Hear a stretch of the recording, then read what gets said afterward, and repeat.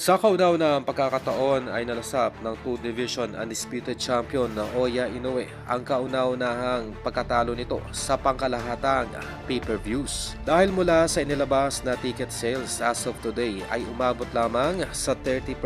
ang kabuwang ticket na nabenta ng Ohashi at ang top rank promotion para sa naturang laban ng Hapon mamayang gabi kontra sa Korean fighter na si Kim Yi-jun. At dahil dito ay inaasahan ng mga organizers na nasa 3,000 na lamang ang manonood ng live sa mismong venue dahil sa walang kabuluhang laban nitong sina Oya Inoue kontra sa di kilalang Korean fighter. Ito ay isang masamang pangitain di lamang dito kay Inoue kundi pati na rin sa mga promoters na humahawak dito sa nasabing Hapon dahil literal na apektado ang marketability nitong si Inoue sa mga future fights nito na kung saan ay posibleng tuluyan ng mag-back out ang lahat ng mga primary at secondary sponsors ng naturang Hapon sa susunod nitong laban. Ang lahat ng ito ay sanhi di lamang ng pag-back out nitong si Sam Goodman sa laban kontra Inoue, kundi pati na rin sa maling desisyon ng manager nito na si Ohashi